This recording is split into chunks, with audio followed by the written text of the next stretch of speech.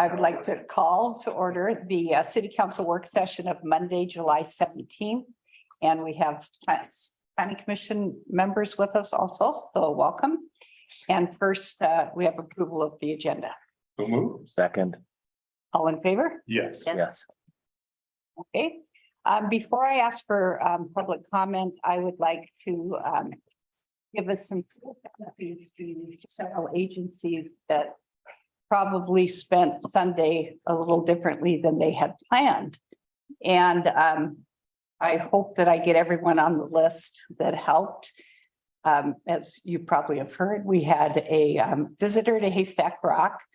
Wasn't on the preferred visitor list, but we still managed to get it out safely. And so I would like to thank the U.S. Fish and Wildlife, Oregon State Fish and Wildlife, Oregon Parks, Oregon State Police, U.S. Coast Guard, the Cannon Beach Police, Cannon Beach HRAP, Cannon Beach Public Works, and Cannon Beach Rural Fire Protection District for taking good care of our cougar. So thank you. And so now I'll ask for public comment, if there is any. Is there anyone online that would like to make public comment? Okay, so we'll go ahead and get into our discussion. Our first presenter is going to be John Allen from GAMI. So welcome.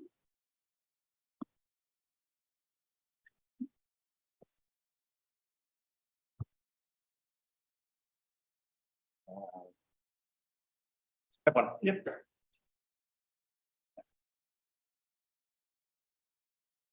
Oh. Okay. Good evening. My name is Jonathan Allen. I'm a coastal geomorphologist with the Oregon Department of Geology and Mineral Industries. And so my task here is to just provide you with a little bit of an introduction and overview about coastal beach processes and sediment dynamics as it relates to the beach area, which I think was the charge for this meeting, was to get some background information about the processes and how the coastal environment is changing over time and how it might respond in the future to factors like climate change and sea level rise and things like that. So I'm just going to give you a very quick overview, and I'm more than happy to ask questions as we go along. But if you feel like it would be better for the flow of the meeting to just wait till the end, that's fine as well. So I'll leave it up to you all. So these are the topics that I'm going to cover. Basically, just a quick introduction into sediment sources and losses. I mean, how the sand got on the beach as it is today and where that sand's coming from, and what the implications are for the future in terms of sediment budgets. I'm going to talk about the processes that drive coastal change. And then I'll provide some insight into what we know about what's happening in the Cannon Beach area based on historical and more recent contemporary data that we've been able to collect ourselves along the coast here. And then some work that I did actually a number of years ago for the city of Cannon Beach relating to discussions over dune management. I'll also present some information about sand budgets and sand volume changes that we know from various data sets. So on the slide here are three publications that are probably relevant to this discussion. Probably the one that I would recommend as a general sort of introduction to coastal beach processes is actually the book by Paul Komar, who is one of the foremost experts on physical coastal processes here in the Pacific Northwest. He spent almost 3 decades studying coastal processes in Oregon and published this really fantastic book, Pacific Northwest coast, living along the shores there. And I recommend it. It's a really great read. It's both historical accounts of different parts of the Oregon coast, but also gives you a really good understanding of some of the challenges with factors like climate events like El Niños impacting different parts of the coast and the sort of management type implications that has arisen from those types of processes. So I highly recommend that. And then there are 2 other reports that we produced for Clatsop County, and then one for Cannon Beach. The special paper 49 there is specific to the Cannon Beach littoral cell. And then the 2015 study was one that we did looking at coastal flood hazard zones that was done for FEMA, and has a lot of useful historical information about more county-wide, but we still managed to drill down into Cannon Beach as well. So there's a lot of information contained in those various reports. You can download the upper two quite easily from the State of Oregon Department of Geology website. If you go to their publications, you can find those very easily there and then download them. And I'm happy to share the links with you all as well. So we can start off just a general introduction to the Cannon Beach littoral cell. So the littoral cell is basically a headland-bound stretch of coastline in which sand is in sort of constant movement, or we refer to it as flux within that system. What that means is that sand is moving up and down that beach system along that coastline, as well as on offshore directions. So eroding from the beach, being deposited out to form sandbars, and then returning back to the subaerial beach in subsequent seasons and things like that.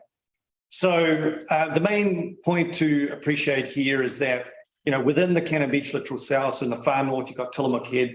That is a very significant barrier against sediment exchange from places from basically the Clatsop Plains to the north. So we know that sand doesn't bypass around Tillamook Head and comes into the Cannon Beach cell from that direction.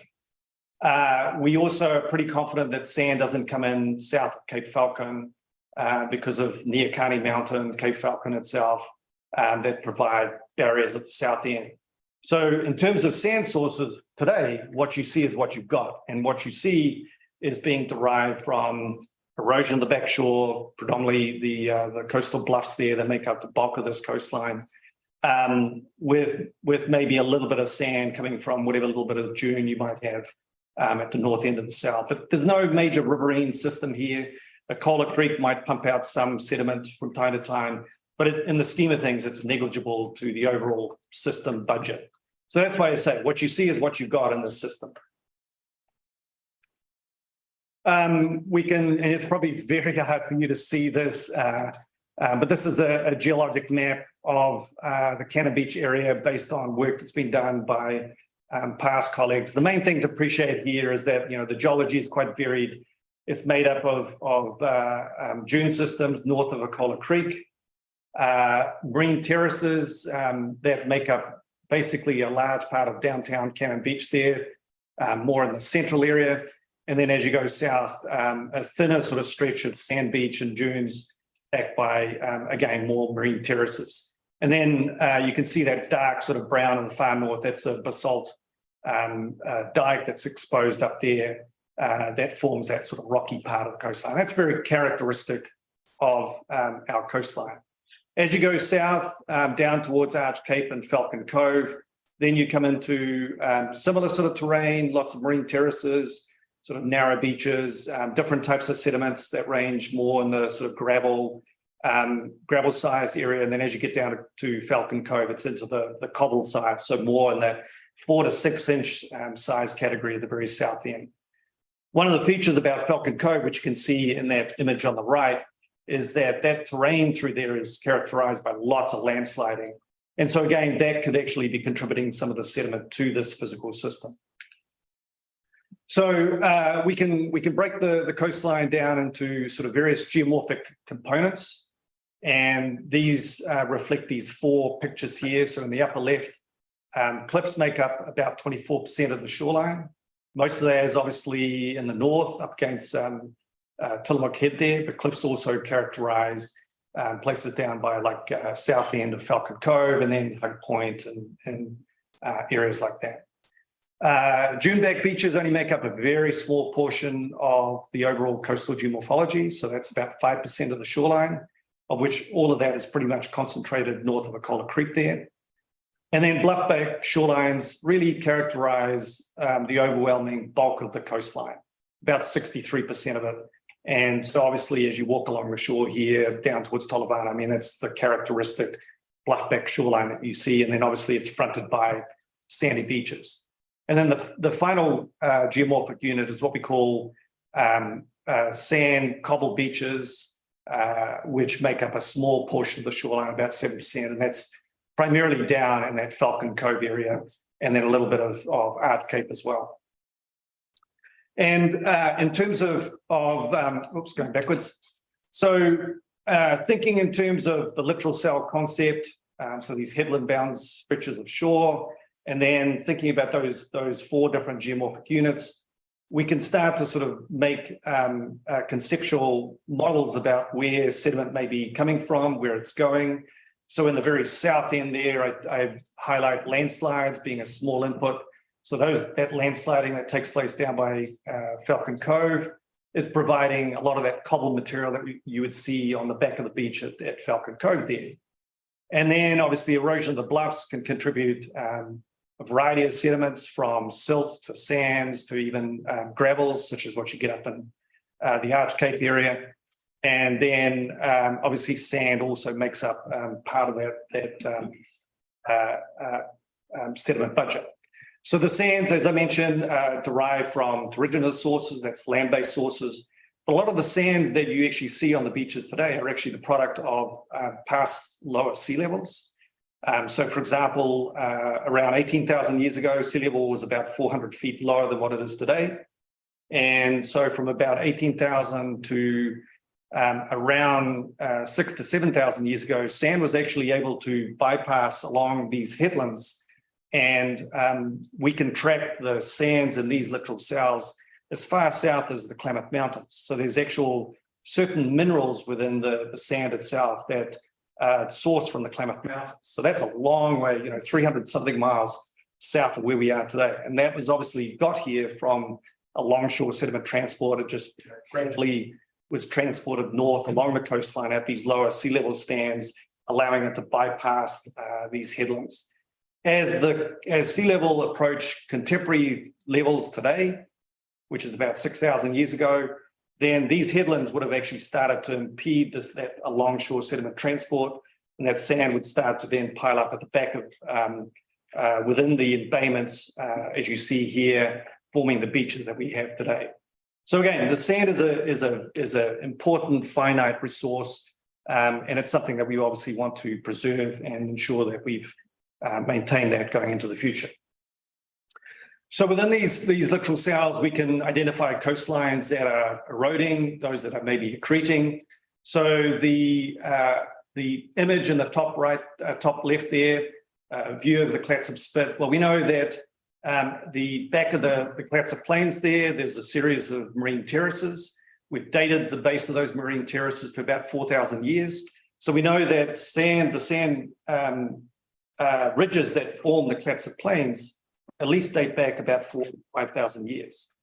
So we know that obviously it's been a lot of sand that's accreted up against those marine terraces, and the bulk of that sand up in that area is derived from the Columbia River.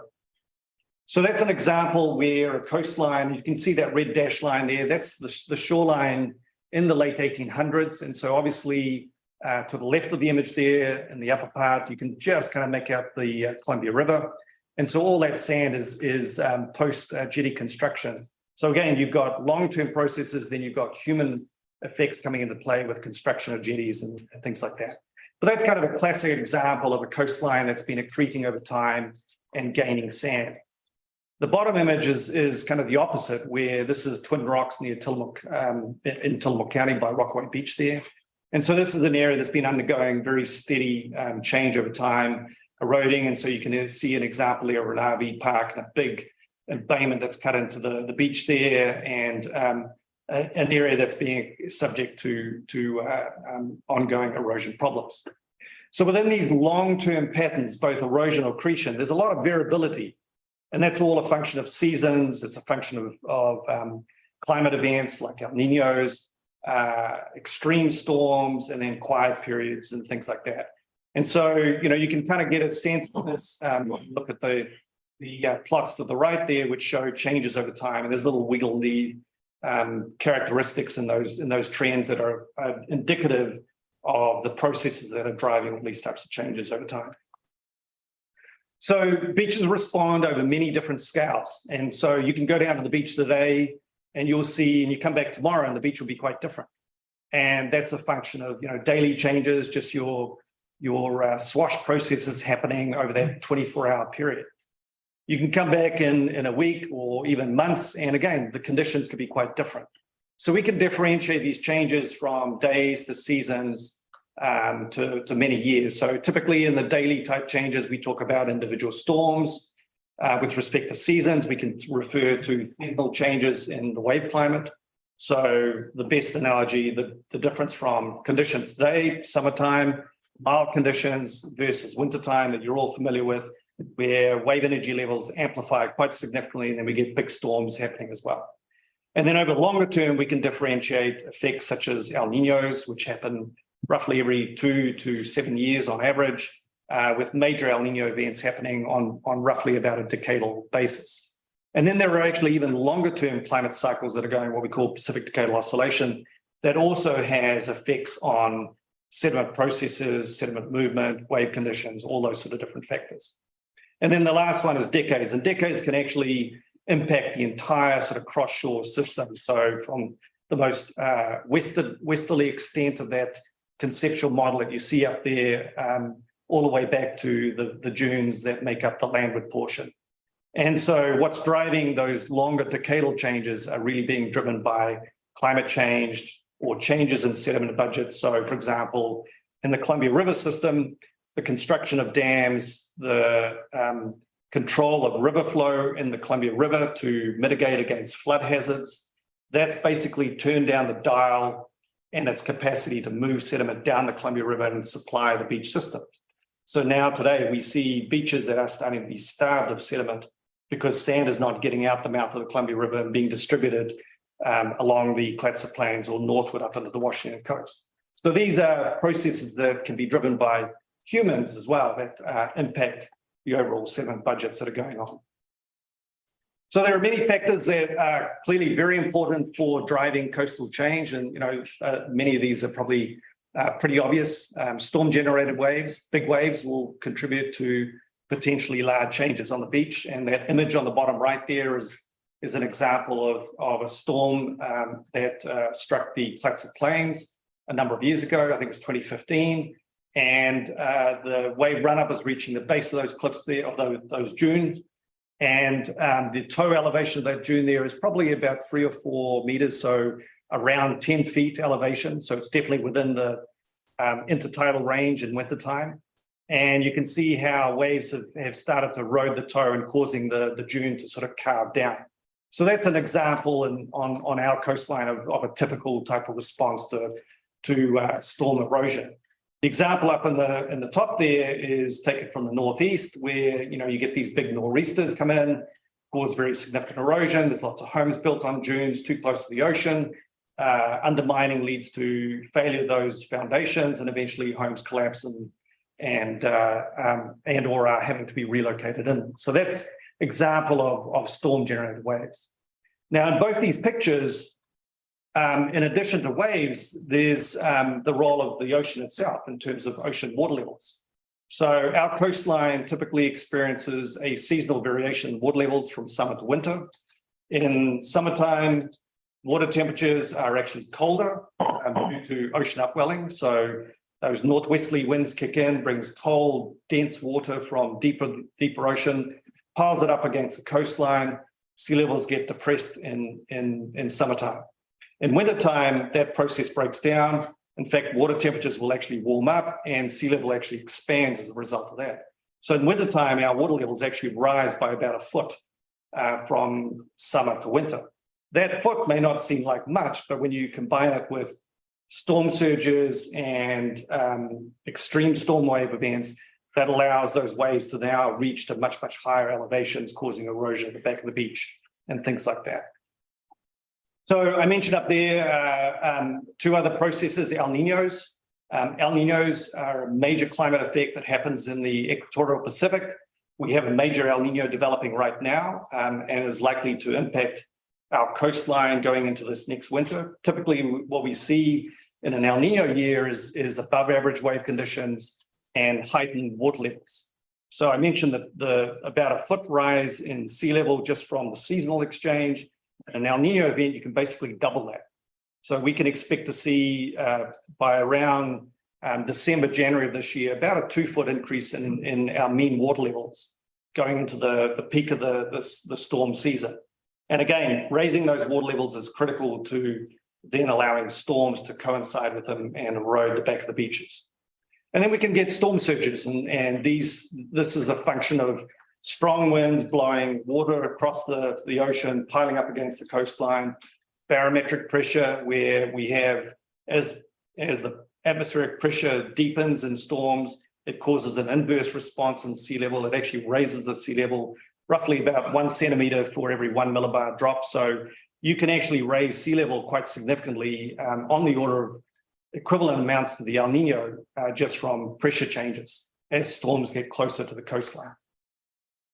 We also experience very substantial alongshore movement of sand as a result of just wave approach angles. So if you go out to the beach today, waves are arriving predominantly shore normal, parallel with the coastline.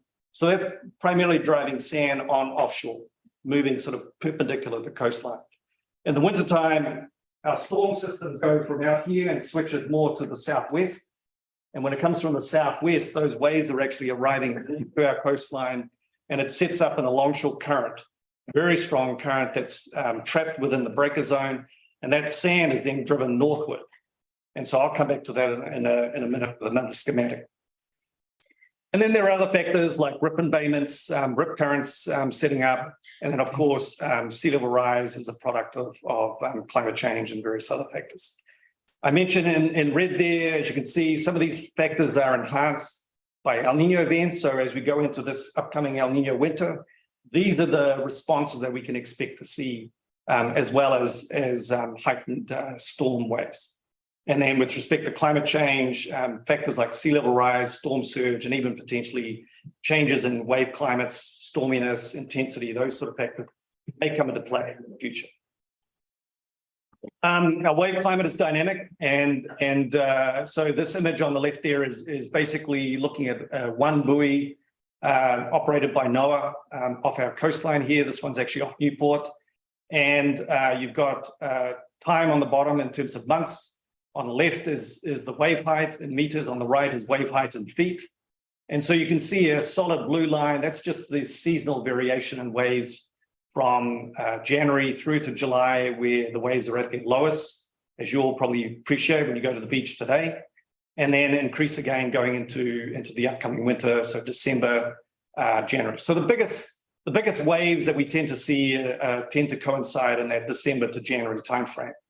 But there's a lot of variability there, a huge amount of variability. You can actually get wave heights exceeding 30 feet in the more extreme storms. And we've had events on our coastline back in the 1990s where waves were actually exceeding even 45, 50 feet. So we get big waves along this coastline. It's one of the most energetic, most dynamic wave climates in the world. And as a result of that, we have issues like what you see on the right there with wave run-up, and overtopping taking place at Nesco in there. That's a series of condos that are built about 30 feet back from a riprap wall.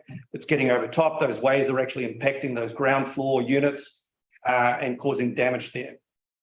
Just north of that side is that bottom picture where the riprap structure, the engineering structure that was built there to protect that home failed.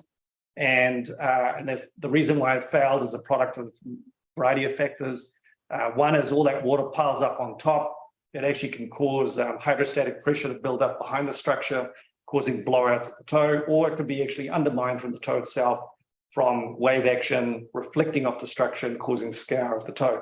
And so as a result of that, they lost their structure, and potentially that home almost was destroyed. And luckily they were able to actually safeguard it in a shorter period of time after this particular event. I touched on sea level, so I'm not going to say too much about this, but this schematic just shows that seasonal variation from summer to winter, and then the role of El Ninos. And so, as I mentioned, you can experience in an El Nino winter up to 2 feet of rise in water levels along our coastline. In terms of sea level, there's a lot going on here. And I guess the take-home message is right now is that we can divide the coast up into emerging areas of the coast, such as south of about Cape Blanco. So effectively all the way down from Cape Blanco south to Bandon, Gold Beach area. Tectonically, that area is rising at a rate that's faster than the rate of sea level rise. The rate of sea level rise over the last century in the Pacific Basin has been around 2 millimeters per year, which doesn't seem like much, but over the long term, it actually adds up and becomes quite significant. Based on satellite altimetry data from the 1990s, that rate appears to have started to increase and is now closer to about 3 millimeters per year. So at some point in the future, areas that we consider to be emergent will probably switch over and start to be what we call submergent. And so the area of submergent is basically north of Coos Bay, pretty much all the way up to Tillamook Head, so including Cannon Beach here. And this is an area where effectively the rate of tectonic uplift is slower relative to the rate of sea level rise. And then as you go north of Tillamook Head, it reverts back to being actually closer to about the rate of sea level rise. So they're actually operating at a similar pattern to each other. And so this variation in response here is being driven by land level changes, as well as basin scale changes, as well as global scale changes that are happening that influence sea level rise. So what can we expect for the future? So 2020, you can probably just make out there, just left of that dash line, which represents 2030, the far left dash line. So that's roughly where we are today. And then looking to the future, the middle line there with a solid black dot, which is somewhere around 1 foot. I'm just scrambling to see myself. So that's about where the expectation of sea level rise would be in 2050. And then to the extreme right is projections for 2100. So the black dot in 2100 signifies the projected rate of sea level rise for this region as a result of climate-driven processes. And the main point to note here is that by 2100, we can expect to see our sea level having increased by about 3 feet over the next 80-something years. So 3 feet is pretty significant. And I would just point out that the little orange dot below that, which was about 0.6 meters, so around 2 feet elevation there, is the projection in 2012. So the projections from 2012 to 2022 have increased slightly. And I would also point out that the uncertainty band, which is a product of these global climate models, is characterized by that light blue shading. So there are projections that could be anywhere from 0.5 foot in 2100 to greater than 5-6 feet by 2100. Now I would speculate, and I think I could stake my reputation on it, but I think we would be unlikely to see sea level rise at the low end. I think it's much, much more likely that we're going to see rates of sea level rise in that sort of intermediate darker blue band as a more realistic scenario going forward into the future. That's the general convergence of both model data and empirical data coming from tide gauges around the globe. So I think that's the area that we're looking at this stage. But, and here's the big uncertainty, is that there's still a tremendous amount of uncertainty about how certain parts of the globe could respond to accelerated sea level rise, particularly what's happening in Greenland and in the West Antarctic ice sheet. Both of those could actually change quite dramatically and alter this sort of picture and our world quite substantially, for the future. So what are the effects of this? There's a variety of factors here. It can depend, obviously, ultimately on the rate of rise. So obviously higher rates means bad news because it has potential implications for property built very close to the beach. There could be increases in rates of erosion, obviously. There could be impacts of greater overtopping and inundation. And there could be loss of sediments as well as saltwater intrusion in the groundwater and things like that. So there's a multitude of potential responses here that have various types of implications. I'm going to skip this just for the sake of time. And so what I wanted to do was just touch on what's been happening, what we know has been happening in the Cannon Beach Sow in terms of coastal change. So there's a variety of different ways in which we can actually document change. We can look at historical photos and try to map what we call the wet dry sand line, which is kind of that dark band closest to the upper limit of wave run up in those two upper images there. And you can see the white sand lines. We try to map that feature from historical photos. We can also map features such as the back of or the top of the bluff close to buildings, where we can actually clearly identify that bluff top, i.e. it's not being shrouded by vegetation. We can use more sophisticated techniques such as using GPS. And then there's most recently, obviously, is using airborne LiDAR, which is using a laser system that's tied to GPS, downward pointing, collecting very high resolution scans of the beach there, anywhere from 8 points per meter squared, 8 points per, 3 foot square, to as much as 16, even 32 points. So very, very high, dense concentrations of data over vast swaths of the coastline. So we can extrapolate different types of shorelines from these various features. What we know is that if you focus on just the lower part of the beach, close to the intertidal zone, which is that leftmost image there, which you probably can't see very well, but there's a lot of variability. That's close to the high tide line. And that variability down by that tide line from season to season can be as much as 30 to 40 meters. So around anywhere from 60 to 100 feet variability down in that intertidal zone. So that's how much that shoreline could advance or retreat depending on all these various conditions. As you go to the back of the beach, which is moving to the far right, you see much less noise. And so that dashed line plot on the far right there, and you can see time from 1997 on the y-axis all the way up to the present. So that black dashed line is taken from the base of the bluff or the base of the dune. And it's much more indicative of responses that are being driven by storms. So it produces a much smoother profile. And to be honest, is in my opinion, a better measure of long-term change rates. So we can use information like this to start to define what's happening in different parts of the beach here. So when I was here for the city a number of years ago, we actually set up a monitoring program for Cannon Beach, all the way down in Falcon Cove. We have about 40 transects that span this entire coastline, and we've measured using GPS each of those transects for different seasons or different times of years and things like that. The last measurements we did was in 2016. We haven't been able to get it back up here because it costs money and or our attention has been driven elsewhere. So there is a system in place to document these types of trends. Obviously, the need is to update them periodically as we can. So this just reinforces you can extrapolate changes. Sorry, could you say that again? Oops. The whole thing. You can measure changes happening down at close to the shoreline, down by the swash there, closest to the ocean, or you can measure changes at the back of the beach. That tends to be smoother, or you can measure changes happening at the back of the bluff there. So a colleague of mine, Peter Ruggiero at Oregon State, has done a lot of work in this area looking at changes down closer to the waterline.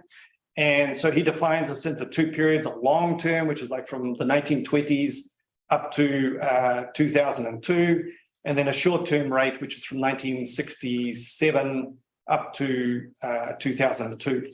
So the left one, which shows that wider gray, is the long-term change for the Cannon Beach Sow going back to the 1920s. So you see a fairly smooth trend, which is that dark line going all the way through there, which shows generally negligible change. But a lot of variability, and that variability is a function of the uncertainty in the techniques of extrapolating trends from aerial photos and things like that. The short-term rate indicates, on average, more erosion, particularly down at the south end, so the Falcon Cove, the Arch Cape, and the Hope Point areas. And when you think about it, and you go down to those areas, you'll actually see a lot of engineering, riprap structures, think seawalls that make up a large chunk of that coastline. And that's indicative of these types of responses where erosion has obviously been concentrated down there. Up in the north end of Cannon Beach, it looks like the trends are more trending near normal to maybe more accretion like north of Akola. So we can update this using more recent LiDAR here. So basically the really dark blue is where we're seeing rates of accretion that are greater than about 10 feet per year since 1997 up through 2016. So obviously, as I mentioned, and you all know this better than me, but north of Akola, there's been a lot of sand accumulating up there. As you go south, all those yellows are indicative of areas that are experiencing very gradual rates of erosion. So typically somewhere around 1 to 2 feet, if that, per year over this time period here. And so one of the goals is obviously, as we get more data, is refining these types of plots so that we can update them and keep them current and reflective of the conditions that we're experiencing along the coastline. I'm going to skip that one and just finish up with one last slide, just talking about sand volume changes. So we can take these airborne LiDAR and we can actually extrapolate volumes for different segments within the Cannon Beach cell. So I did this a number of years ago, and so we were able to figure out that the Cannon Beach cell contains about 4.2 million cubic meters, or about 5.4 million cubic yards of sand. There's a seasonal exchange of that sand. So from one season, one summer to one winter, you could expect to lose around 2 million cubic yards of sand for that one season. Since the late 1990s, overall, the Cannon Beach cell has actually gained about 250,000 cubic yards of sand. So that gain has come from erosion that's happened elsewhere in the cell, but potentially also sand that may be coming from being fed from offshore sandbars, moving sand back onto the subaerial beach, and then being transported up to higher up on the back of the beach. In general, accretion dominates north of Haystack Rock, as well as down by Arch Cape. And for the rest of the area, most of that is experiencing slight rates of erosion. And then north of Akola Creek there, we were able to document almost 300,000 cubic yards of sand that's accumulated since 1997. So this is kind of indicative of the types of conditions that we've been experiencing over the last 3 decades. Is that an indication of what's likely to experience going forward in the future? I think that's the big unknown. Obviously, as sea level rise starts to have exert more of an impact on physical processes and storms, then we could start to see increased erosion in the areas we're already experiencing erosion problems. And we may start to see areas that have been traditionally accreting sediment starting to lose sand over time. And so this is one of the challenges looking to the future, is how you actually make projections about what could happen. There are a variety of ways to do this. The simplest is just using erosion rates and making projections out 10, 20, 30 years into the future, and assuming that the conditions of the past are indicative of the future. That's not necessarily a safe way to go, but it's not unreasonable as well. It's going to give you a lowball estimate.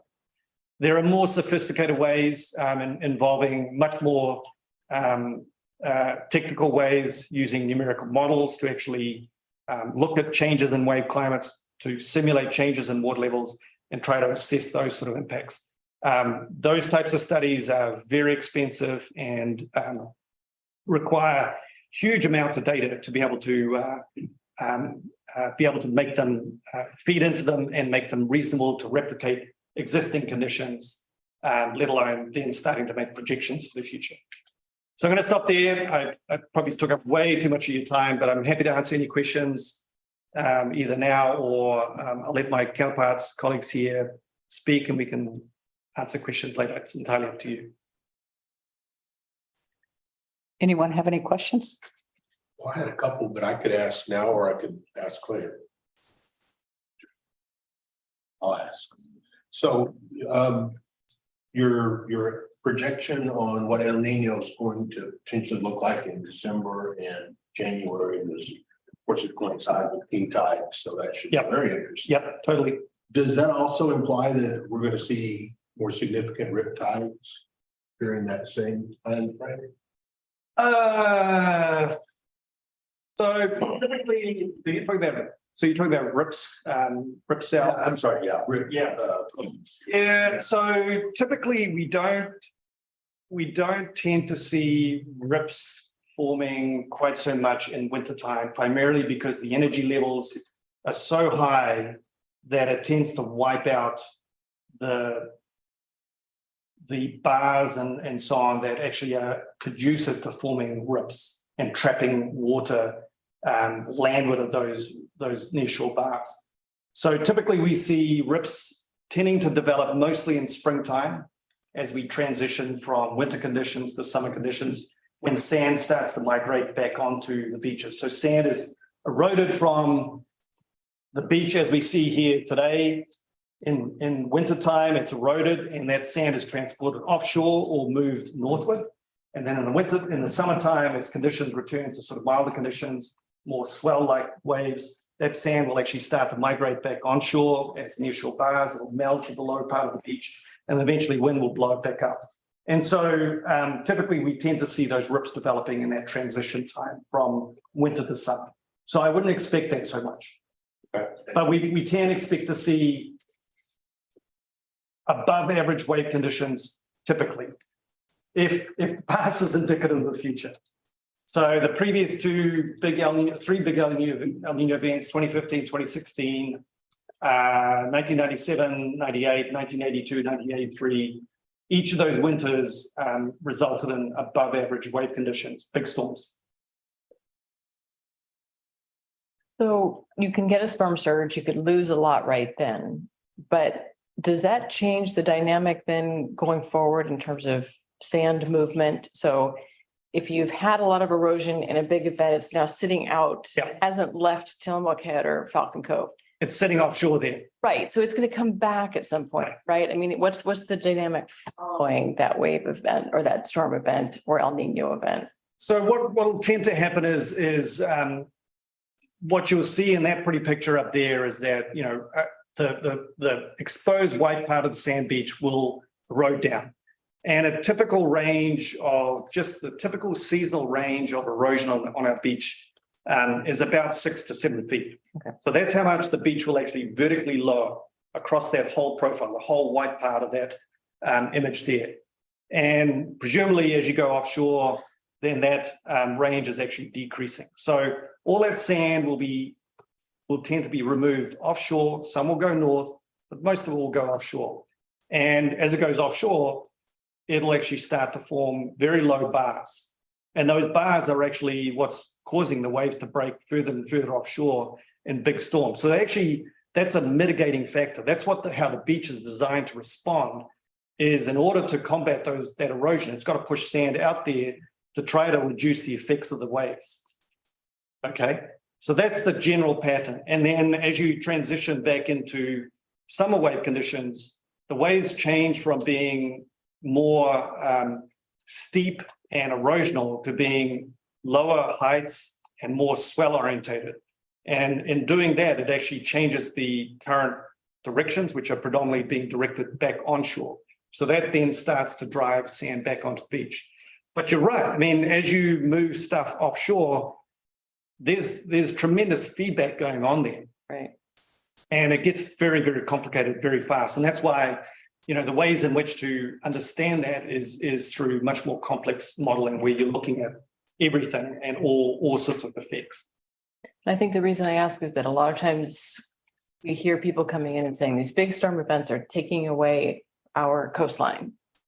But it sounds like in reality, yes, it's gone for a while, but it's not necessarily gone forever. So well, it could be. So it back. That's can be. So for example, in the late 1990s, we had the equivalent of 4 100-year storms in 1998, 99. Okay.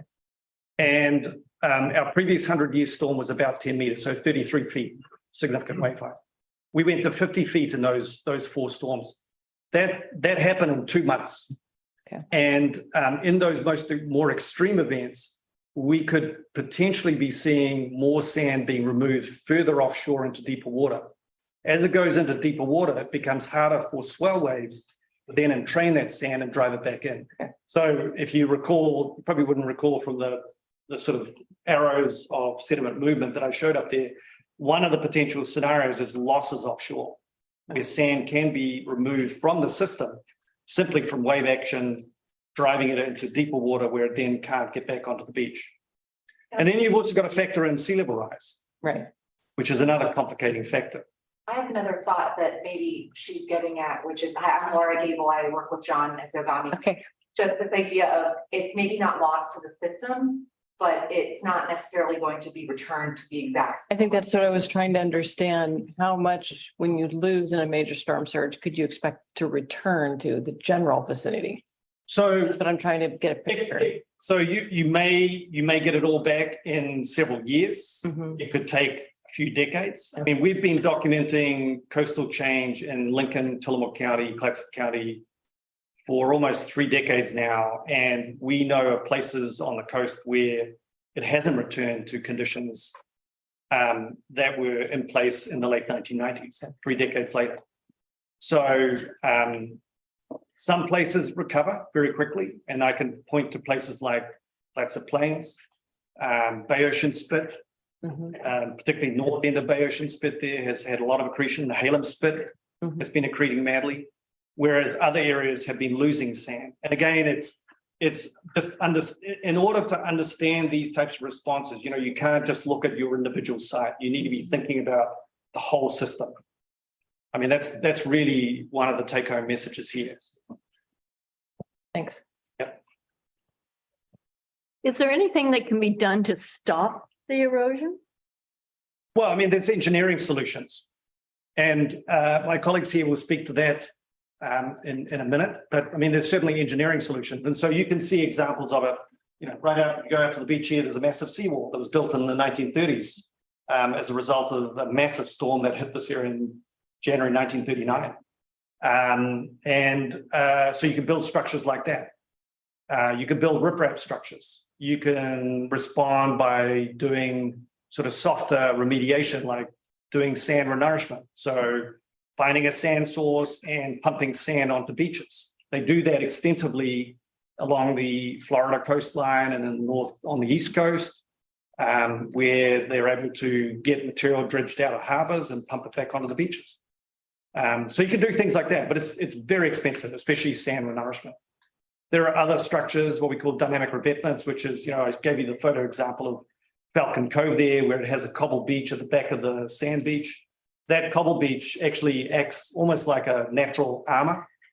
And we've been studying those types of cobble beaches as a form of soft engineering. We find that places where there's a prevalence of cobbles, particularly if it's in sufficient volume, there's negligible erosion happening at the back of that beach. So there's approaches like that. There's what we call burrito tubes. They're tubes filled with sand, and you can stack them up on top of each other. There are even larger burrito tubes that people put down that are almost like a seawall. There's all sorts of engineering solutions. That helps short term. But it may not be the right solution longer term. And so longer term solutions, again, you need to be thinking about the full picture, what's happening in the whole system. And maybe at some point you have to start to think about relocation. Certainly that's a discussion and a subject that's being extensively debated in the South and on the East Coast, particularly when you're having to rebuild a home 3 or 4 times to respond to hurricane events. Maybe that's not the right place to be.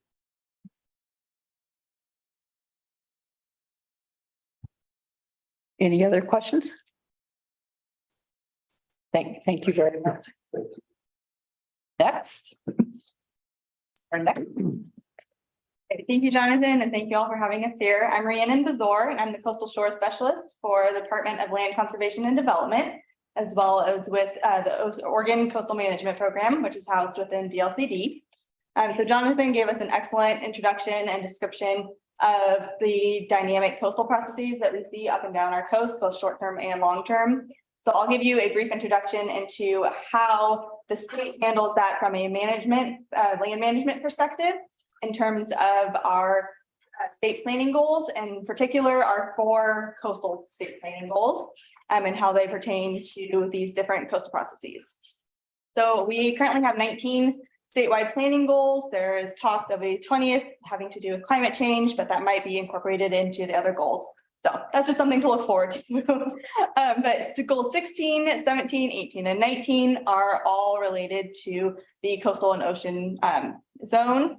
And so I will go through each of those. I can get this to work. Here we go. So goal 16 has to do with estuaries. Goal 17, coastal shorelands. Goal 18, which we'll be talking about in detail today, has to do with beaches and dunes. And then goal 19 has to do with ocean resources. So this next slide will just give you an idea of, I mentioned I work with the coastal management program. And so we are all of the coastal states, including those that are on the Great Lakes, all have coastal management programs through NOAA, it's the federal program. Ours is housed within DLCD, and we work with all of the coastal counties as well as city partners, including Cannon Beach. So our coastal zone is pretty large here in Oregon compared to a lot of other states. It extends inland quite far. So we go, we have an extent of 362 miles of coastline. They include 22 major estuaries. It covers about 7,800 square miles, and it extends inland to the coastal watershed boundary and out into the territorial sea about 3 miles out into the ocean. And so compared to a lot of other states, it's a fairly large coastal management zone that we are dealing with, which is pretty awesome, but also a lot to manage, as you can imagine and experience, I'm sure. So one of the major issues that we deal with, which Jonathan just covered in detail, which makes my job pretty easy for this, is coastal erosion. And so this is one of the most common issues that we work on with our local jurisdictions, as well as oceanfront property owners as well too. And so some of the issues, again, are beach loss. So some of that is permanent, some of it's seasonal, public access loss as well, property damage and or permanent loss, safety hazards. So if there is an erosion event, episodic event, and people are on the beach, that could impact their safety for escaping or possibly causing them harm in the event as well. And then also ecological habitat loss as well too. So a lot of good reasons to want to manage these types of events, both short-term and long-term. I don't know why that slide is in there twice, sorry. Oh, because I went backwards. Okay, so one of the ways in which we deal with coastal erosion is by producing this erosion control guidebook. So the website where that is available is down at the bottom.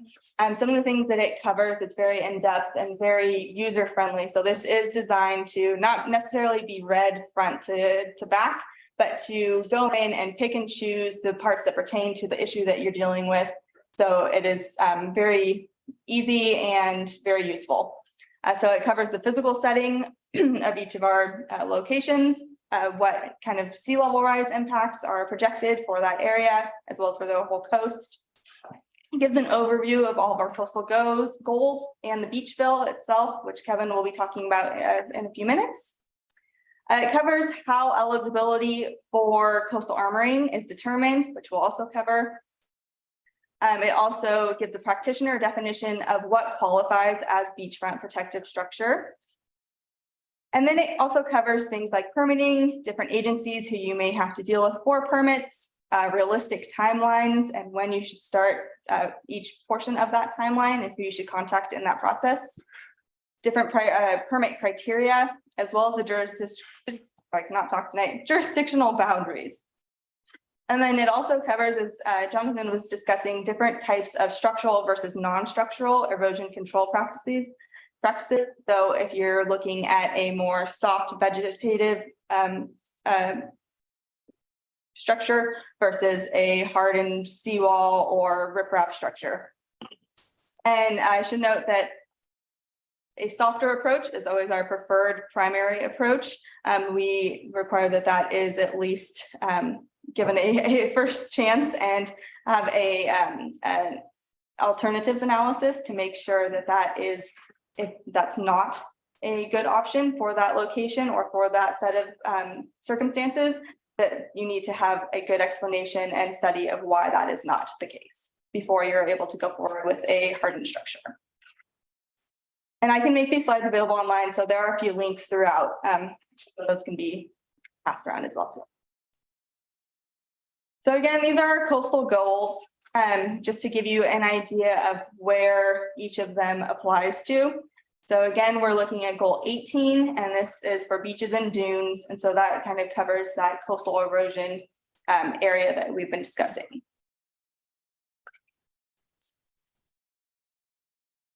So for coastal goal 18, again, covers beaches and dunes.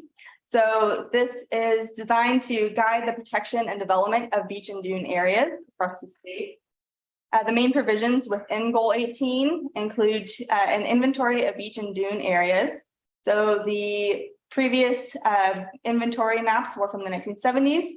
Jonathan and Laura from Dogami are currently updating those now. So once those are available for each jurisdiction, we will be working with local communities on how to incorporate those into your comprehensive plans. And so that will, as you can imagine, from the 70s to now, there has been a lot of coastal change happening, both in the beaches and dunes, multiple large El Nino events, a lot of development has happened.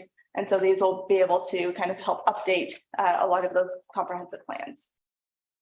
Goal 18 also lays out prohibition areas for development. It focuses on the preservation of dune vegetation and dune management in general. And then it also provides limitations, which we have a guidebook for beachfront protective structures. And then also dune grading requirements and for dune management plans. So the main aim of goal 18 is to the aim is to limit armoring up and down the coast. A lot of other states, coastal states, do not have these types of provisions. And you'll see that there are extensive areas of coastal armoring that have a number of impacts on the beaches, as well as the public access and neighboring properties as well. So one of the things, the cons of having a lot of coastal protection structures, these hardened armoring structures, is that it not only can limit the already limited sand supply to the beach by not having the bluffs or sand dunes behind them be able to be eroded away in a natural process. It can also impact neighboring properties by diverting the wave action and wave energy to the sides. And so there are a lot of good reasons why we have goal 18 and to limit these armoring structures. Due to that, coming from the beach bill, so beachfront protective structures are only allowed where development already existed on or before January 1st, 1977.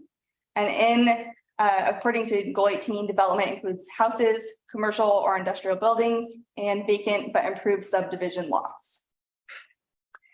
Armoring is then permitted through the Ocean Shores Division of Parks and Recs, which Kevin will be talking about in just a few minutes. Most of the time because it is generally located on public beaches.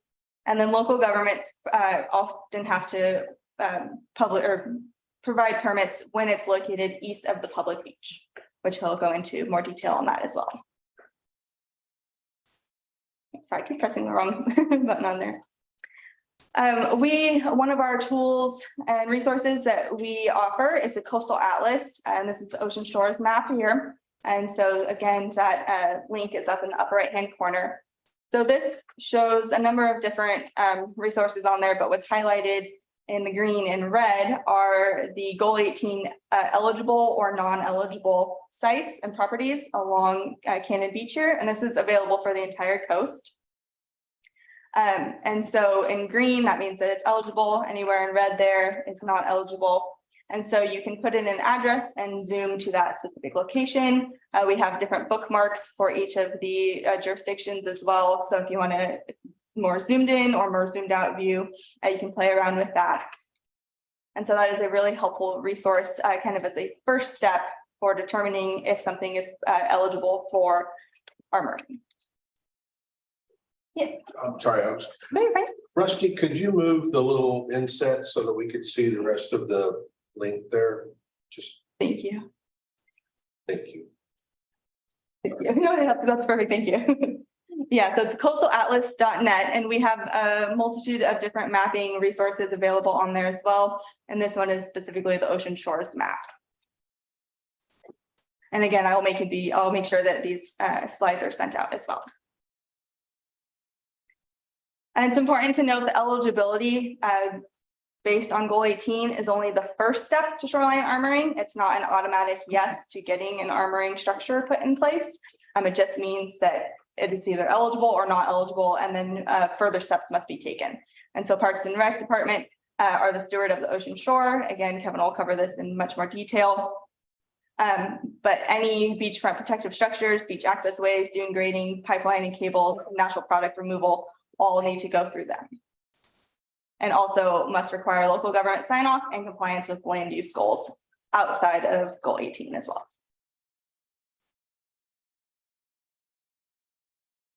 So I will admit that this slide is from the stats are from the end of 2022, so they might not be the most up to date, but just for a kind of general idea of what our shoreline armoring stats are across the state.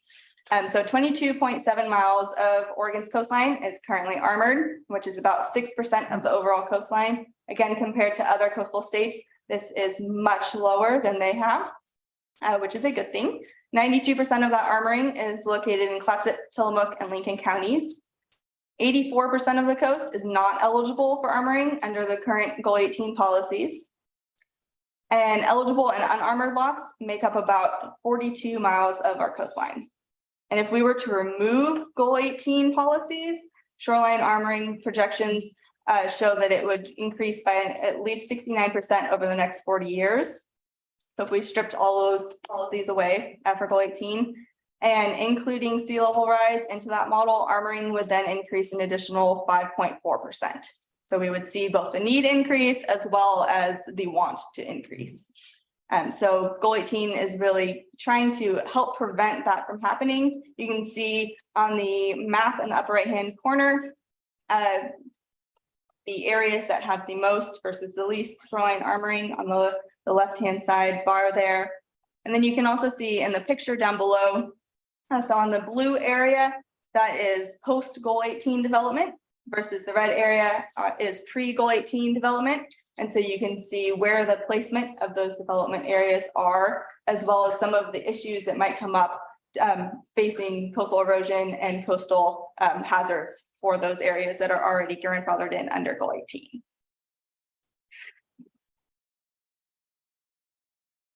So that was just a short, sweet, brief introduction to Goal 18. I'm Rhiannon Bazor. I am based out of the Newport office and living in Lincoln City. And so if you have any questions or you want me to come and do any other presentations, I'm not that far away. I'm happy to drive up and meet with people. Fairly new to the job. I started in February, so I'm still, happy to to interact and get out of the office as much as possible. I will note too that we have a NOAA sea level rise fellow, Carl Hendrickson, who has been doing workshops across Clatsop County, including in Cannon Beach a few months ago. And so we were actually in this room just I think in March or April.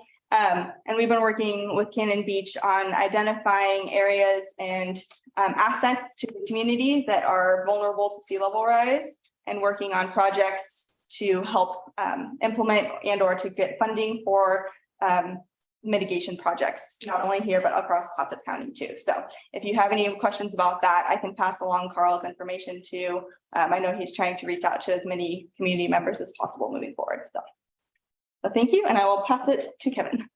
Does anybody have any questions? Oh yeah, sorry. Okay, thank you.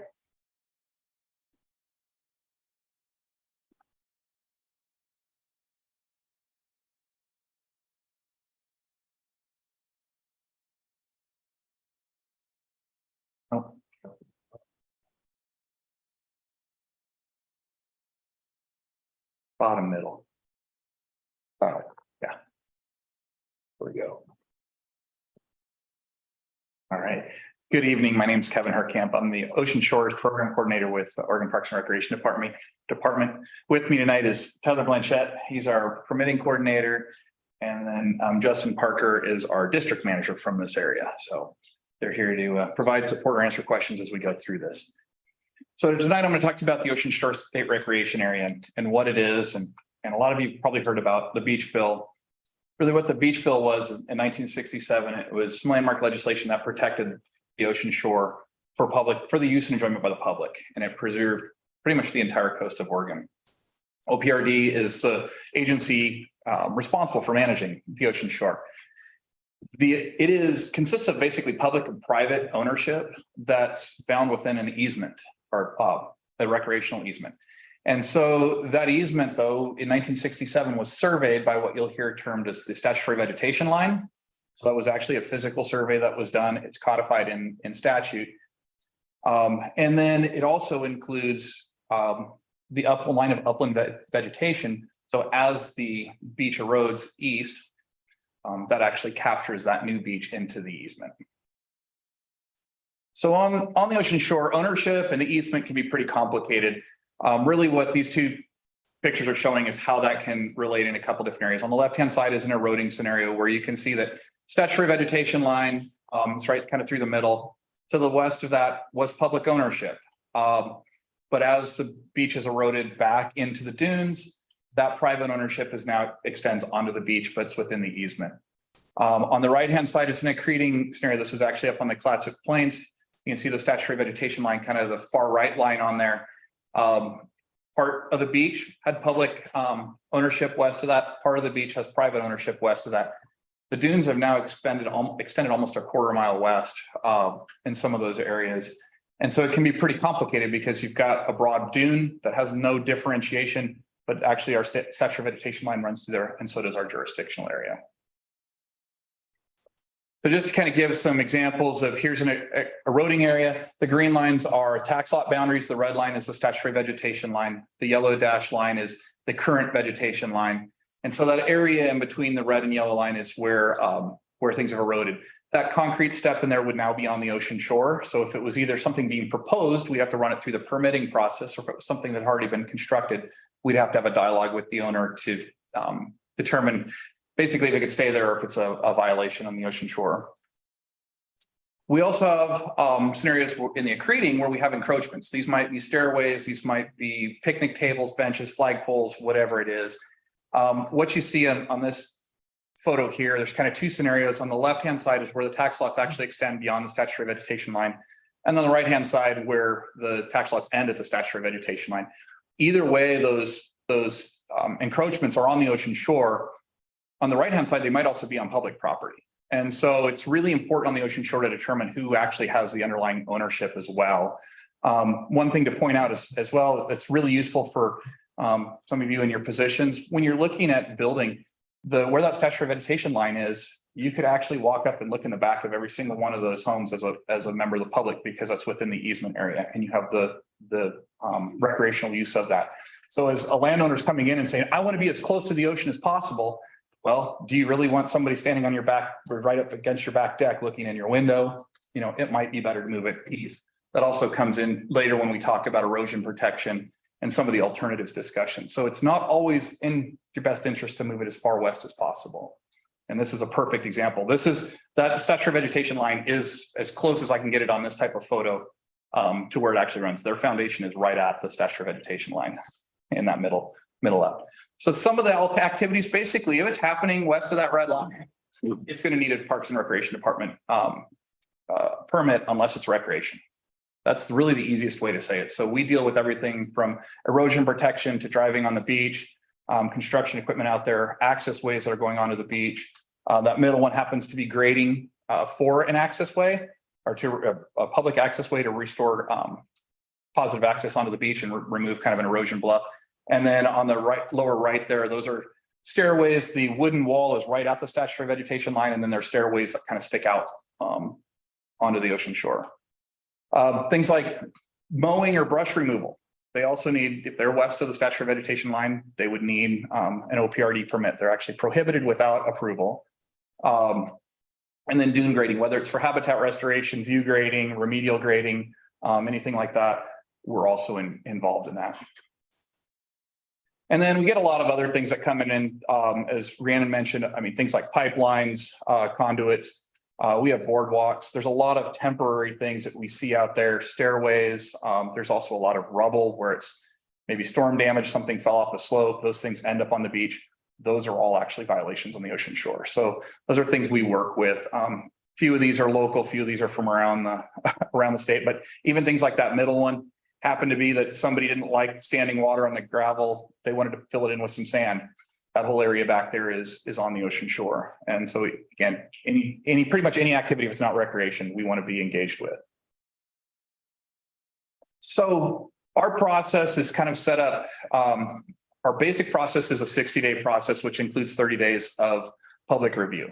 However, that's dependent upon a complete application and having sufficient information. So what we normally ask is that folks work with us as upfront or as far in front as possible, usually 6 months or more ahead of time, so that we can work through the process. And that's something where, again, as partners, because the Goal 18 in your local planning decisions overlap with some of the permits that we're going to be issuing, is when you know about these projects, letting us know early on and directing the applicant to us early on is really helpful, because it can help us get down a pathway where we're both permitting the same thing, instead of, I'll say the local department permit saying, hey, you can do riprap, and us saying, well, really, there's no justified need for riprap. Now you've got the applicant going, but wait a second, one agency told me one thing and now you're telling me something else. So we want to make sure we're kind of being able to talk with one voice. Because there has to be, to do work on the ocean shore, there has to be a demonstrated need. And that's one thing that we're finding, both there's some OSU research that's come out, as well as what we're finding just talking with folks, is a lot of times it's, I have erosion, so therefore I want riprap. Well, we live on the ocean. There is erosion. So what is it that's putting that structure at threat or at risk? What is that actual need? Or there has to be a benefit to the public. And then once that's established, we look at what's the alternative with the least impact. And that's going to be to the ocean shore resources. So it's scenic values, it's natural resource values, wildlife, different plants, animals, habitats that are out there, primarily recreation. And that includes public access, both along the beach and to and from the beach, and the public safety, as well as the safety of neighbors. And so with that, what we look at, I said before, for example, demonstrated need. When we look at scenarios here, one of the things we look up front is, can you move? Is there an avoidable need? So yeah, maybe you have erosion, but can you move your house further away? Or are you trying to protect a backyard landscaping element that maybe that landscaping element can be removed and the erosion is no longer a threat to anything? And we're looking primarily at the homes, those types of things that are in there, not everything that's been put out there. We do have people coming in too, asking for erosion protection, for example, that left picture where, and you see the red line being the statutory vegetation line, the dunes are now actually further west. So there's actually been accretion and they're saying we need erosion protection. So what is that current need, right? There's no threat. So those are things we're looking at. It's obviously very clear if there's erosion right up to the foundation of a home. That's a pretty clear cut, but sometimes we're getting requests 50, 60, 70 feet away from the home, and the counties have signed off on it, or the cities have signed off on it as being a riprap project locally. And so this is where we want to talk to you guys a little bit, and we're trying to educate, is that just because a property is Goal 18 doesn't mean that it's moves right to riprap. There's really a continuum on here. So as I mentioned, one of our first alternative analysis criteria is, can you move the structure back? Can you eliminate the threat, right? So if you have a long lot and you can move it your house 100 feet to the east, that removes that threat. That's where you start. Next one is, do you have enough space or room to put in vegetation and or some other soft approach like a dynamic revetment, or as was mentioned earlier, soil burritos? Then if you're Goal 18, now you can look at, do you have a hybrid structure, which is really trying to use maybe a little bit of rock and a little bit of cobble, but definitely vegetation. Something we're seeing a lot is people are avoiding putting vegetation in. That's one of the best stabilization methods we can have, especially if you're putting in rock or that type of stuff, is how also having those roots hold the soil together. Then you move on to riprap, then you move on to seawalls as you continue to move where the threat of erosion or the force of erosion is so much so that you just vegetation wouldn't work or other methods wouldn't work. So again, it has to be a progression. What we see a lot is people moving straight to riprap. I saw erosion, give me a revetment. That's not the process. So and again, that's something where we need to have that dialogue. So we're all talking and I've worked with Robert quite a bit in the past, but it's that those continued relationships is how we get the applicants to understand this and work with their contractors to go through this process. It also needs maintenance. So this happens to be one here locally. I think you've seen these properties not too recently in the planning side here, but there's a vegetative soil burrito project that was put on left. It hasn't had any maintenance work done to it. Well, that was something required in our permit. It hasn't been done. We've talked to the applicant. They've also brought up, hey, we want to move to rock because it's not working. Well, you have to maintain what you're actually asking for. Well, now you've got somebody to the south saying, well, that doesn't work. Can we put rock in here? Again, it's that there has to be, that dialogue of, are you using the right technique? And then are you actually doing what needs to be done to make that technique successful?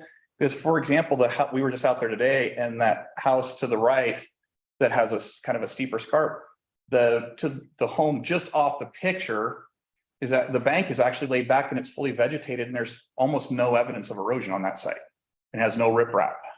So what is the need for that home other than that there was a seawall that had washed out previously that exposed that soil? So is it really that the seawall got undermined and that caused erosion, or is it actually erosion? So those are the questions that we want to be asking and talking through. So again, riprap needs maintenance. That top left is an example of one where the rock's kind of spalling off of it during wave action and getting blown onto the beach. That's actually something the landowners are responsible to take care of.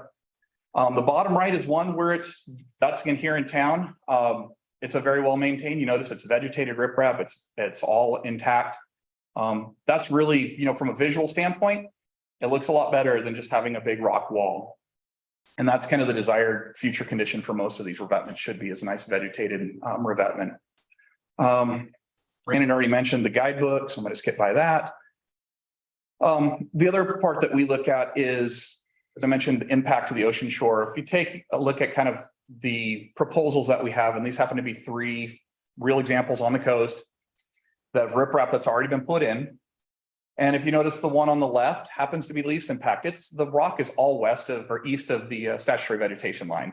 There's obviously been erosion. It's gotten close to the house. The one in the middle, the toe of the revetment actually extends past that 1967 line. So even though this was put in more recently, we've actually lost beach because that riprap expands past where that 1967 line was. And then if you look at the one on the right, the top of the revetment is right at the statutory vegetation line and the entire revetment is west. So again, there's a loss to the public's beach. Something else that we're looking at on these and is that when you harden a structure like this, as Jonathan mentioned earlier, and you've got the sand moving around, there's also a lot of evidence that with these hardened structures over time, the beach actually narrows and under different climate scenarios may actually mean that these armored areas, the beach disappears over time to where either it's very narrow and only accessible part of the year, or it's just completely underwater and you have water all the way up to the riprap. So those are some of the things that as agencies, we're going to have to be having this discussion on. And is this really where we want to go in the future? That yes, you protect the homes, but if you lose the beach, how does that fit in? But at the same time, if you lose the homes, how does that affect the beach or how does that affect the community? So there's going to be some hard answers that have to be looked at and hard questions over the next few years. Some of the other things we look at in our permits is going to be, how do you plan to build it? Right. This is a fairly complicated picture, and I get this, but top left, they're putting in a revetment. They're planning to access it and have staging on the beach. On the bottom right, in between, there's a half dozen or dozen homes. There's a state park with a very popular access point, and a lot of events go on in front of that state park. Well, how are you going to build this? How is it going to affect the public on the beach? How is it going to be done safely? And so we're looking at all those factors, because you have things like the picture on the left where this happens to be the toe trench that was dug for a revetment and the sand piles. Those banks on that are 8 to 10 feet above the water, and the water can be another 5 to 10 feet deep. So then these are on the public beach. So again, things that we're starting to talk with contractors about, how do we protect the public in this? Because they're leaving at 5 p.m. and the public's crawling around out here saying, this is fun. And this was a private benefit on the beach. We're trying to work with the landowners, but it's created a public hazard. And you can see the bottom right there. That's an aerial image of one of those work areas. And during high tide, the waves come all the way up to the left side of that work area. So basically during high tide, the entire north-south access on the beach is cut off. We've also had situations like the top picture where between the sand disposal, the grading, the haul route, the contractors have literally worked from the surf to the bluff. And the only access way was through the work area on the haul road. Again, blocking north-south travel. Bottom left picture, public access ways. They're a very popular place for some of our contractors that want to use for staging and equipment access. It's very confusing for the public to figure out how to get in and out of that road with dump trucks coming and going, equipment moving around and equipment parked around it. So again, we're working with contractors to try to clean that up. And it's something that we need to do to protect the public. And then we're also seeing some of the access points. Revetments are being put in and they're blocking established publicized access points. And those are things we're going to be looking at in our permits. And then we're also looking at trying to minimize some of those other I'll say construction peripheral impacts. Top left happens to be where somebody was doing some remedial grading and decided to take their bobcat out onto the beach and do a couple of cookies right where in an area that's snowy plover nesting habitat. Bottom left is a staging area where a contractor decided to build a platform and stage all of their rock, effectively blocking the entire access way, but also just leaving all the rock, the hydraulic fluid. There was just a lot of stuff on the beach. Same thing on the right. It was effectively an abandoned staging area where all the pit run material that they used behind the riprap was left, as well as some of the larger rocks. And as the higher tides came in, all of that pit run was just getting washed into the beach. So those are the things that we're starting to ask more and more questions on. Like, this is not safe for the public. This is not in the intent of the public benefit. So we're trying to figure out how do we work with the contractors and the landowners to minimize these impacts. I'm going to talk a little bit about grading here. I know that Cannon Beach doesn't have any more view grading, which is that's an easy one to then go by. But remedial grading, some of the things we see as challenges with grading, with remedial grading even, is there is a need for coordination. And while it seems like, hey, let's get the sand away from the homes, by the dune management plans and Go 18, that sand goes back onto the beach. Well, first off, as state parks, we can't authorize any alteration on the ocean shore without actually having underlying landowners' approval. And as I showed earlier, sometimes the ownerships are very complicated, and Cannon Beach has some really complicated ownerships, including private landowners that run out in front of other private landowners. And so we have to make sure that that stuff's being worked through before we can say yes. We also have to look at things like debris in the sand. We have a lot of roofing material, gravel, other things that'll get put in that sand and then it'll be brought out onto the beach and dumped. Well, now that stuff's all getting incorporated out into the public beach. So again, those are things that we need to be looking at. Yes, it's a good idea. We need to get that sand away from those homes. We need to protect those homes, but we also need to think about what is the right way of doing that and the right method of doing that. I'm going to skip by that. Good example of that is out here. This happens to be right by Ecola, the area just south of the Ecola ramp.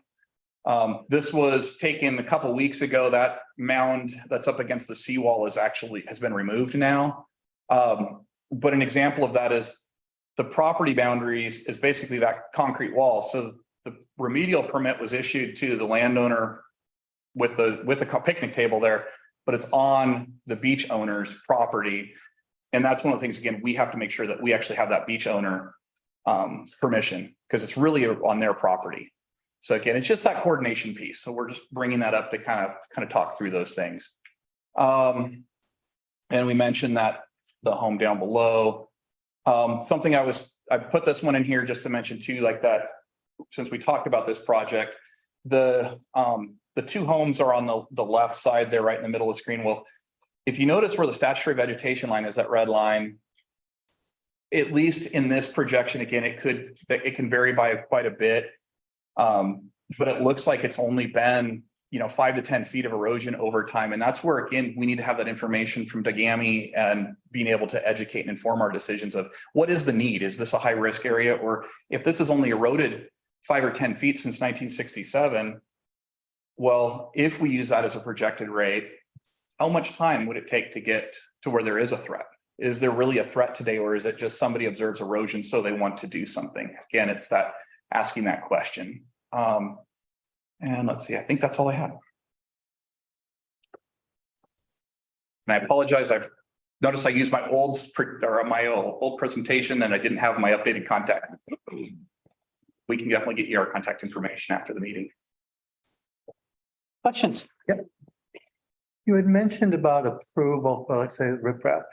So do both your agency and in this case, the city have to issue approval? What if one says yes and one says no? Yeah, so there has to be a yes from both. So that's part of why I talk about the coordination. So if you think about it, goal 18 in that in the land use planning is kind of the hopper of the funnel, right?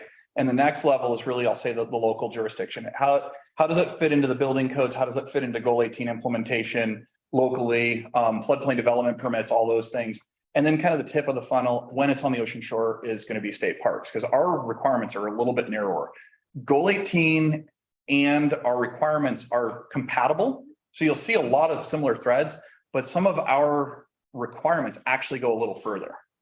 And so that's why I say it's important for us to have a dialogue, because while, as I mentioned, the beach bill was approved in 1967 and like land use in goal 18 is 1977. So there's that discussion of, well, what about pre-77, but maybe before 67 or after 67? Where do those fit in?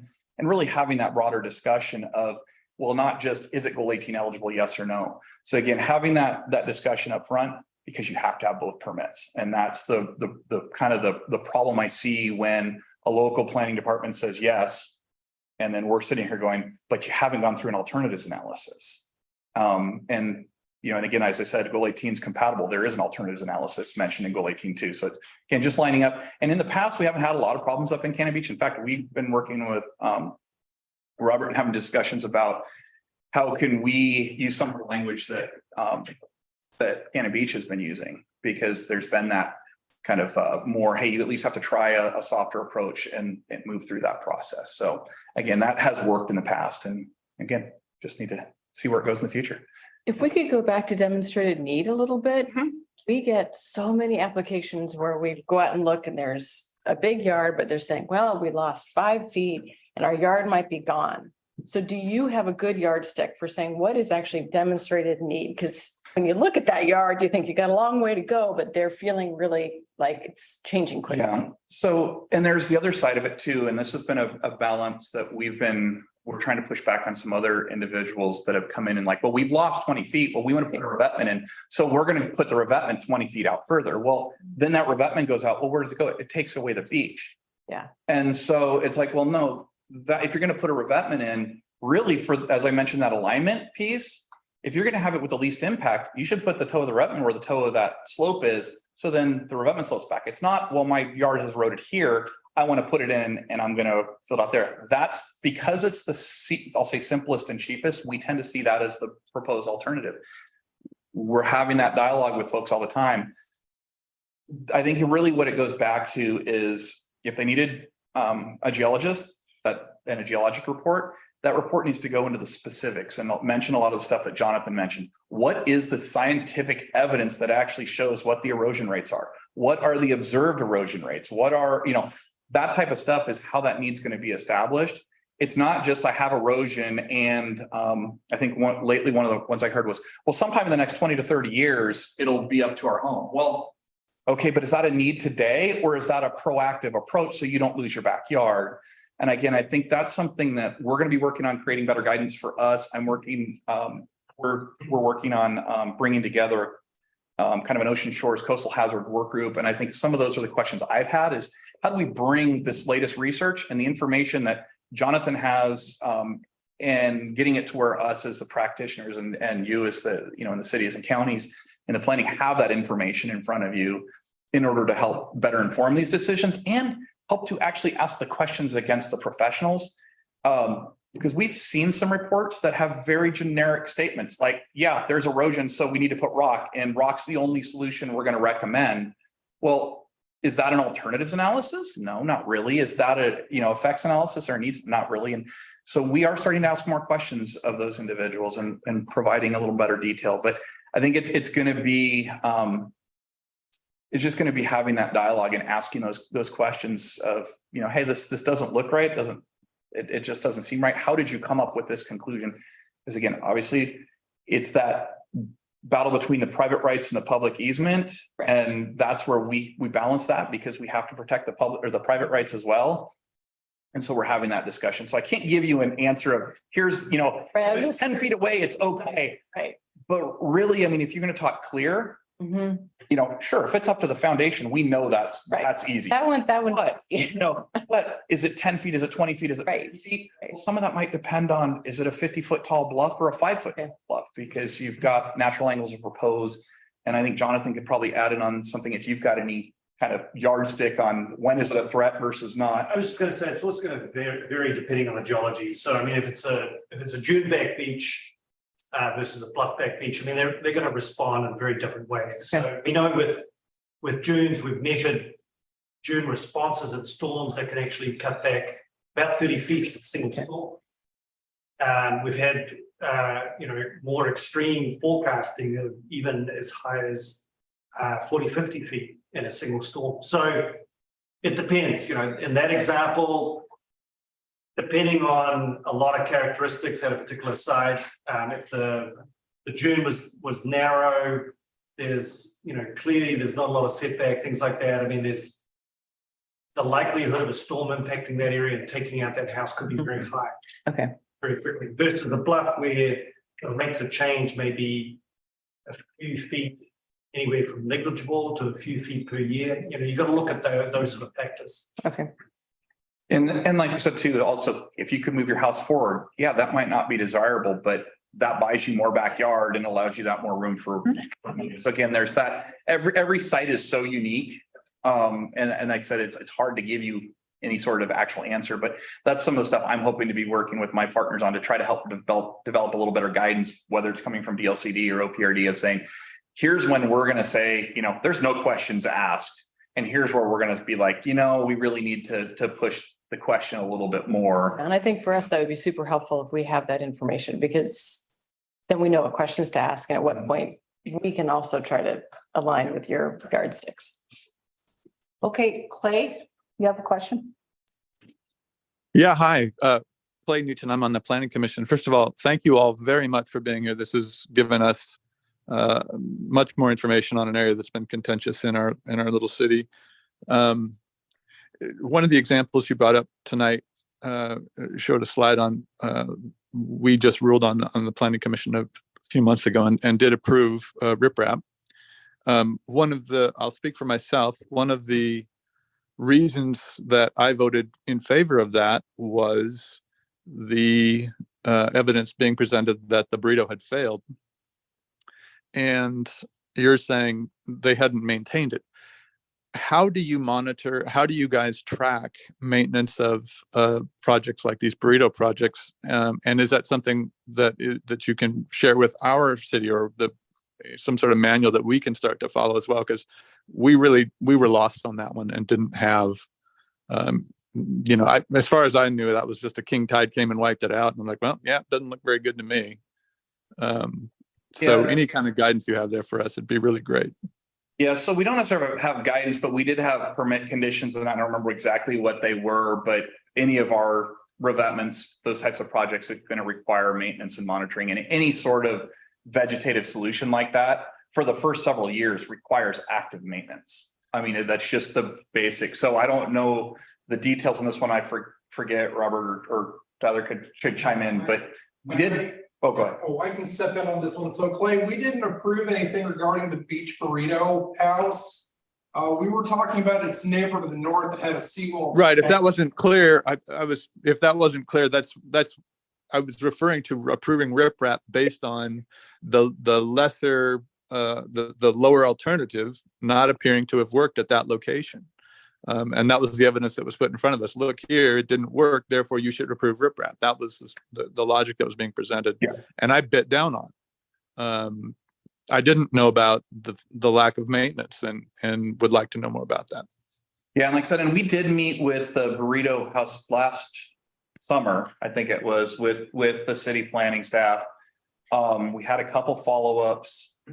I don't know, I kind of handed that one off. I'm not sure, Tyler, do you have any background on that one? Because I know we were asking for them to come back and tell us what they were going to do for some planting and some maintenance on that for the burrito. Yes. Yeah, I just got an email from them, I think it was last week, that they actually do want to maintain it now. So they actually do want to add some material back to the soil burritos.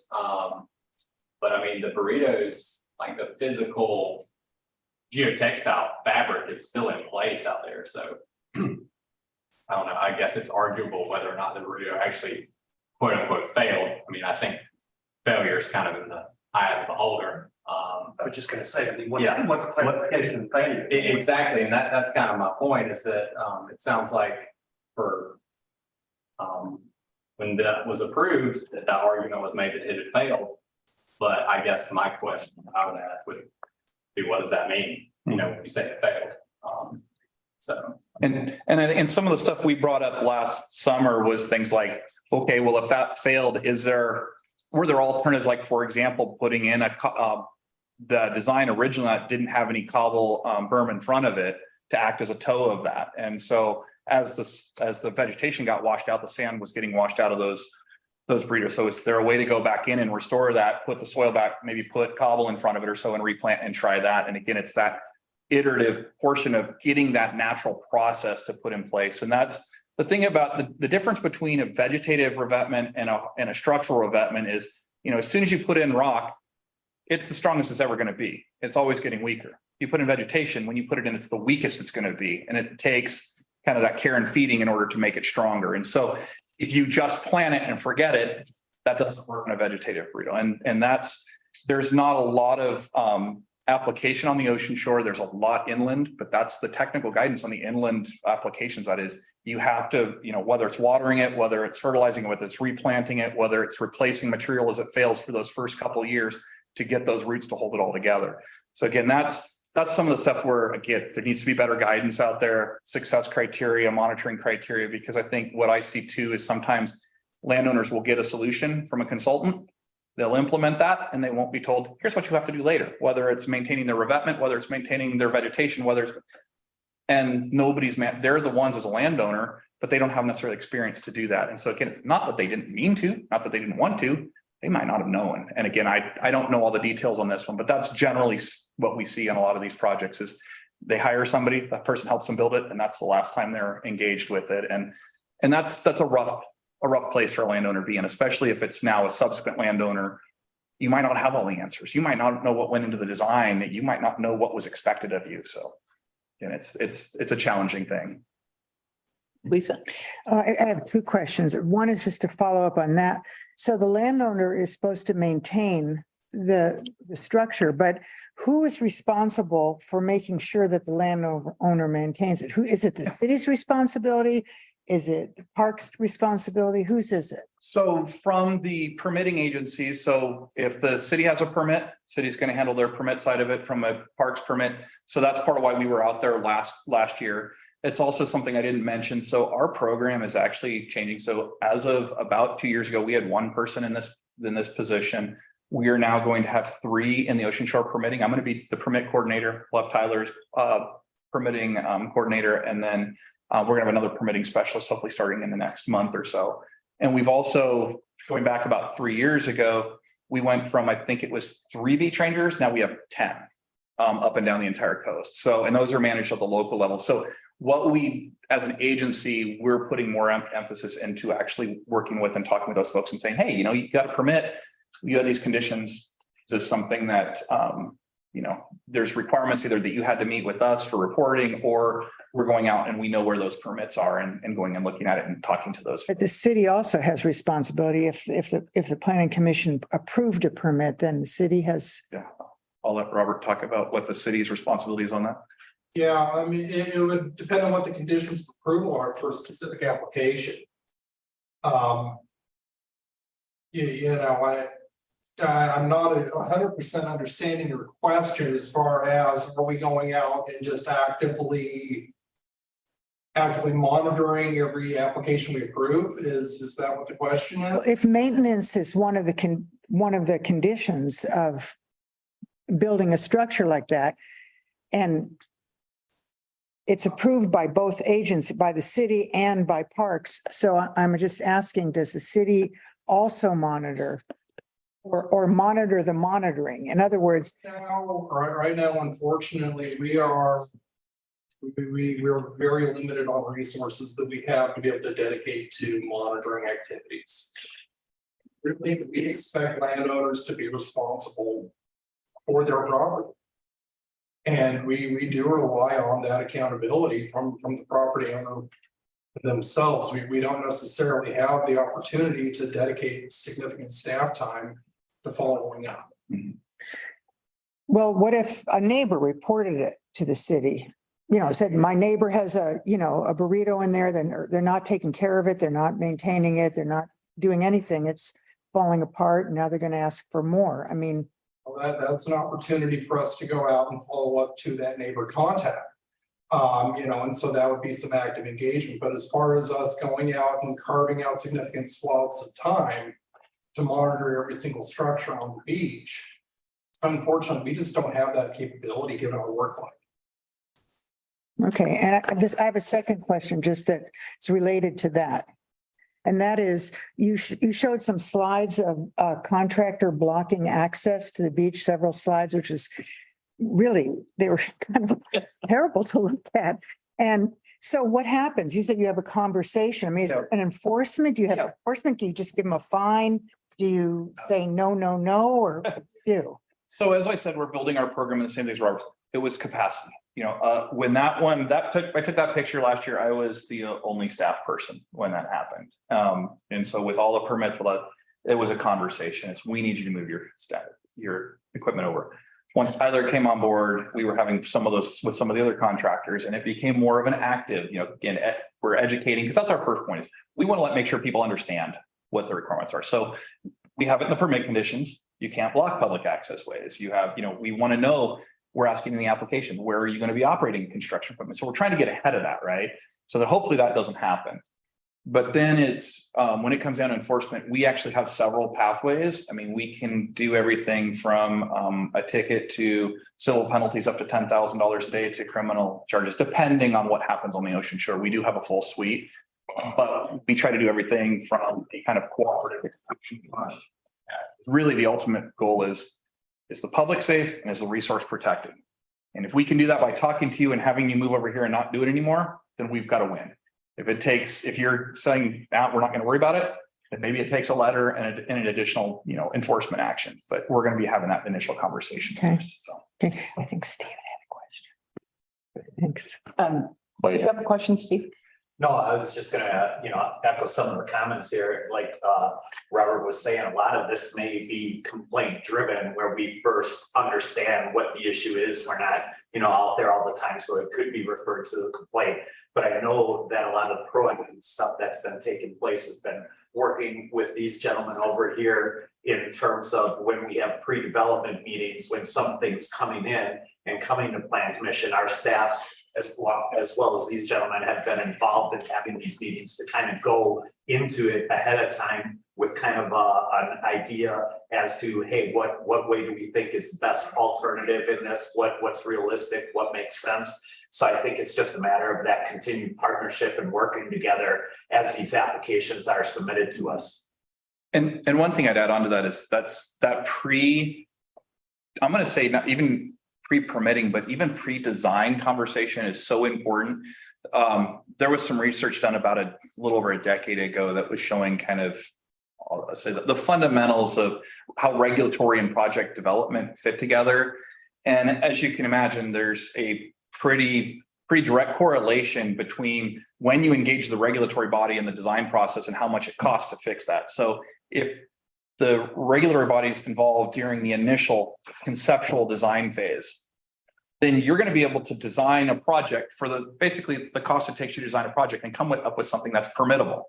If you come in and you design something on your own, don't talk to anybody, and you approach us and say, I've got this design, give me a permit for it. It may be unpermittable, or if we say, hey, you need to fix these things, it may cost a ton of money because, well, we've already gone through the county process, or we've already gone through the engineer, we've already gone through, and so we've already spent $20,000, $30,000 on this, and now you're telling me I have to start over. And that is the really difficult part, because that's where we're seeing a lot of our applications now is we want to do a revetment. Well, have you done the alternatives analysis? No, I was told to do a revetment by my contractor. That's all I looked at. Well, that avoids that, just that completely goes past the alternatives discussion. So it's that early on piece. And that's the way we can save landowners money, we can save contractors money, and we can save all of ourselves time and heartache by not either denying permits or having to say, I'm going to push this back uphill and you have to eat all these extra costs. It's a really time sensitive. So again, the earlier we know about stuff, but it's hard to get landowners to have that same mindset, because they're like, I want to do hire somebody, and then somebody says you need to get a permit. Okay, let's get a permit. And they don't understand all the nuances. Clay, you have another question? Oh, really just more a comment, just following up along with what Lisa was saying. I do think at the planning commission level, when we have these in front of us, it's on us to put it in front of the city again. But we can do that with the monitoring reports that we've talked about in the past that we haven't always gotten, and having the homeowner provide those on a regular basis. And then, Robert, I think one of the tools we might use as a city to monitor is the aerial program that we talked about. If that's done annually, we can get, if we don't have a body to put out there, maybe, just from the air, having some idea of what's happening on these lots would be helpful too. But I do think we can put some of this back on the applicant to show us that they have been following the plan that was proposed to us at the commission level. Absolutely, and thank you for reminding me of the monitoring report. We're still waiting for this year's copy of the data to come in, so we haven't had the ability to have year-to-year comparison with that yet, but we're expecting that pretty much any time now. Good. Yeah, I'm excited. I think that's a great tool for the city, and proverbial 5,000 foot look. Obviously, we need ground level action too, but that's a great tool to use there. Question? Yeah, it's something that's occurred to me is you've mentioned that in order for, would it be any type of remediation or just certain types of remediation where it requires both permit from the city and the state parks? For remedial grading, typically it'll involve one from both, because, for example, in that scenario showing with the seawall at Ecola, if they were east of the seawall up on their property where that would be remedial and removing that sand, well, it should be getting deposited back on the ocean shore. So then that would be an alteration on the ocean shore. So you would need a permit from both. So even in that scenario, but the remedial permit would be from the city. The alteration permit for disposal of the sand would be from the state. I'm just thinking of a scenario where we have something coming before the planning commission and say a decision is appealed and then it runs through its course and we have a 120-day clock. How does that work with where agency is? So our decision's independent, but as far as we're making it an Ocean Shores decision independent of whatever the governing body is, but however, it's going to be contingent upon whatever decisions made by the local planning department. Okay. So we, just as you condition it, say you need to have state parks permits, we're conditioning it, say you have to have local permits. And usually before we issue, we're making sure that that's in, because normally the local permits in play. Okay. So for example, if we knew that you were on appeal, then, and we had a request, and we would probably hold our decision, most likely we would hold our decision until we had confirmation from our counterparts in the city planning saying, yes, this has been approved, we can move it forward. But we would need to support our process, like at the same time. Okay. See where that went. Thank you. Yeah. Other questions? Or comments? And are you the final act in? I'm the final act, I think, unless anybody else wants to come up and do a song and dance. Justin, you want to do it, right? Well, thank you very. Yeah.